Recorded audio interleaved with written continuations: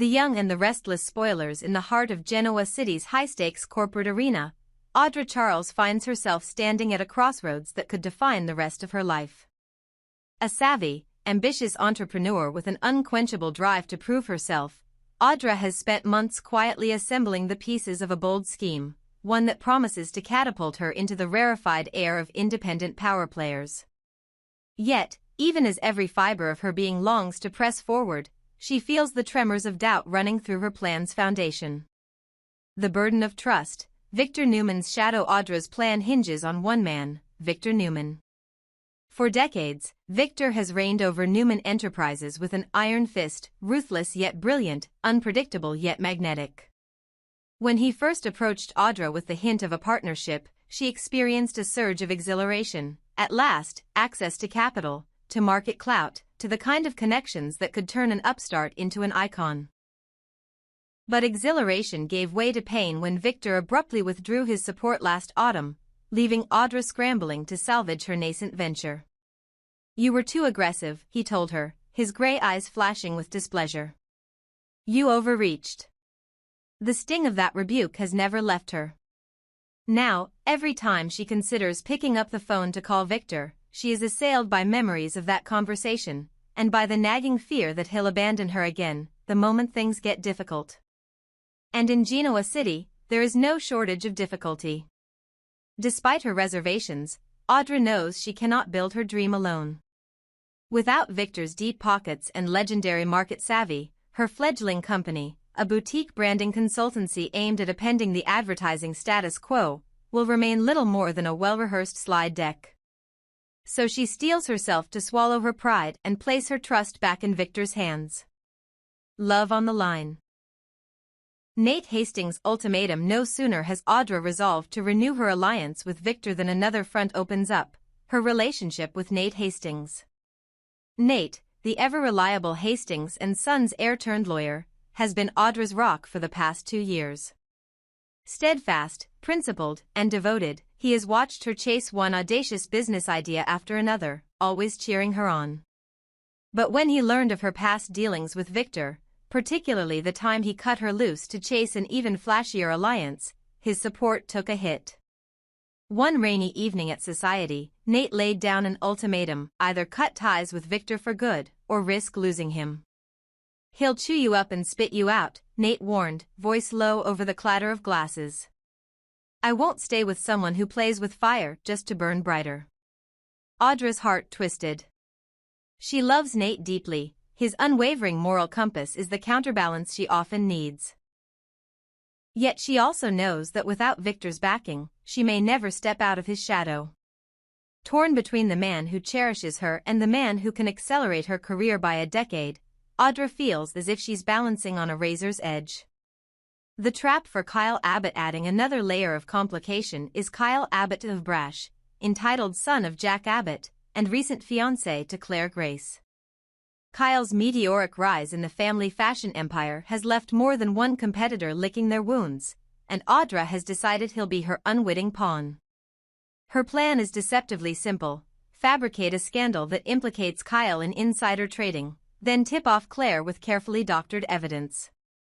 As Claire unravels the truth, she'll see Kyle not as the charming dreamboat she married, but as a calculating schemer willing to destroy competitors for personal gain.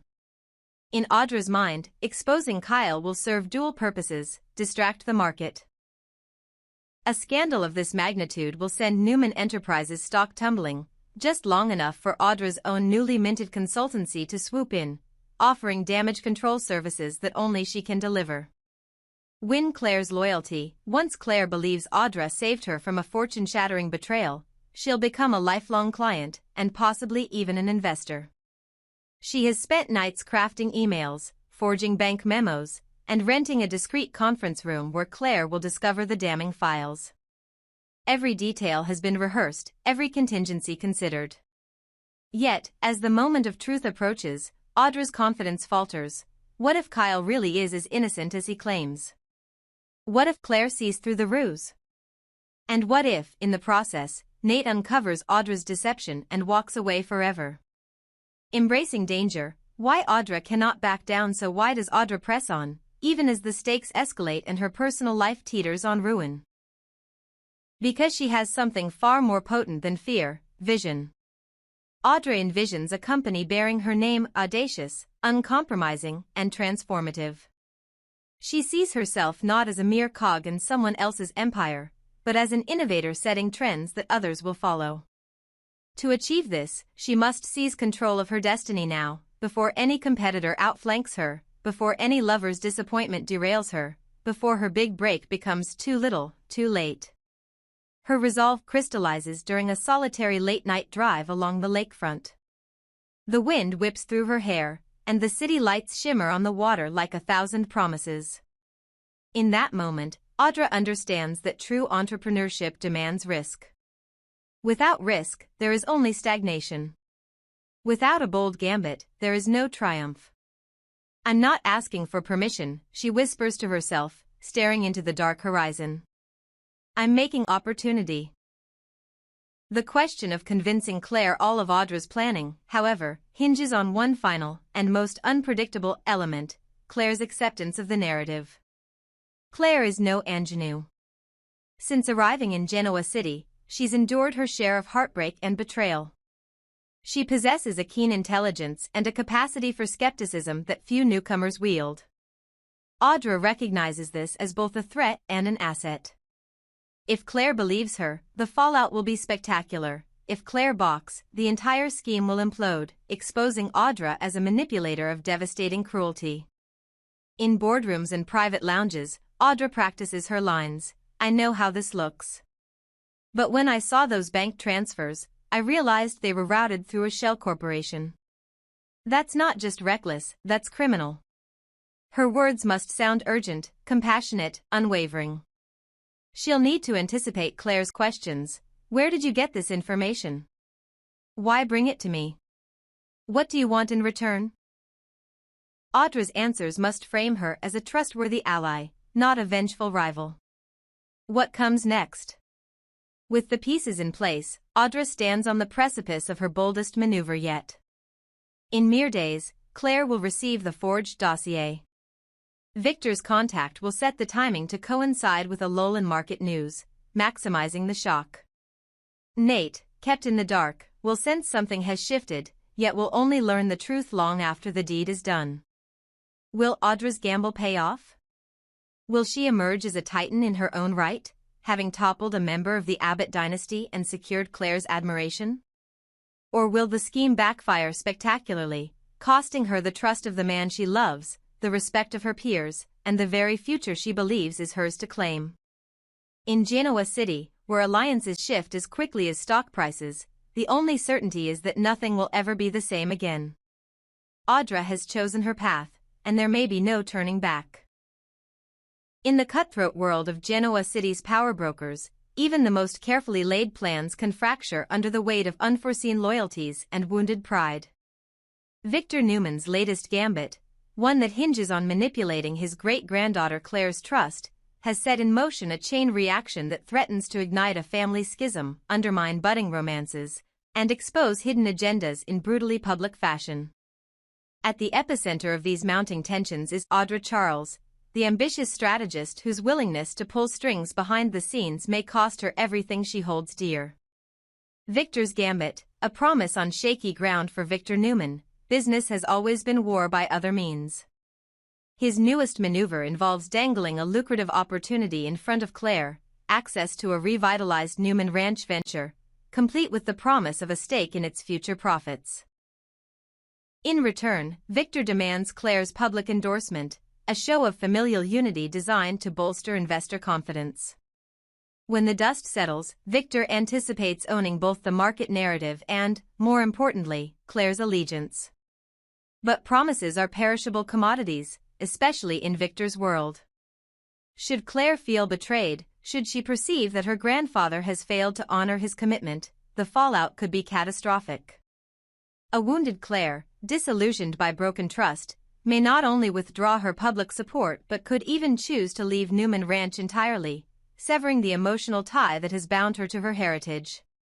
For Victor, whose sense of legacy is inseparable from his fear of obsolescence, such an outcome would be nothing short of a personal apocalypse. The fragile bond between Claire and her grandfather Claire Grace Abbott has always occupied a precarious perch between two worlds. Raised in the luxury of the Abbott family's corporate dynasty, she discovered solace, and a sense of purpose, at the Newman Ranch retreat off the lakefront. Under Victor's grandfatherly tutelage, she found a place where family meant more than boardroom titles. Her trust in Victor, however, was hard-won, built on a series of small promises kept, a chance to learn farmhouse stewardship, a modest investment in her equine therapy program, a paternal nod of approval when she proposed expanding the ranch's sustainability initiatives. Now, with that trust in jeopardy, Claire faces a painful reckoning. Does she confront Victor publicly, risking a showdown that could bleed into the press? Or does she retreat quietly, severing her emotional attachment to the ranch, and perhaps to the Newman legacy itself? Either choice carries peril. A confrontation could tarnish Victor's carefully curated image and drive a wedge between founder and heiress. A silent departure would signal that even Newman blood cannot be coerced with financial incentives alone. Kyle's encouragement, the cohabitation quandary. Enter Kyle Abbott, Claire's fiancé and scion of the Abbott empire. Having weathered his own initiation by fire into corporate politics, Kyle senses that the drama swirling around the ranch could push Claire toward greater independence. Several weeks ago, in a moment of genuine concern, he suggested that she consider moving in with him, away from the ranch's suffocating expectations and into the relative calm of his Lakeside Drive residence. Living together, he argued, would give her space to make decisions free from the gravitational pull of both Newman and Abbott families. Unbeknownst to Kyle, Victor's plan may have inadvertently created the very impetus for Claire to accept that offer. If Claire feels cornered by her grandfather's duplicity, Kyle's invitation transforms from romantic gesture to lifeline. A chance to escape the fallout and carve out an identity separate from two of Genoa City's most powerful patriarchs. Kyle's well-intentioned nudge could thus collide head-on with Victor's demands, accelerating Claire's exit from the ranch and leaving Victor with neither the woman nor the narrative he desperately craves.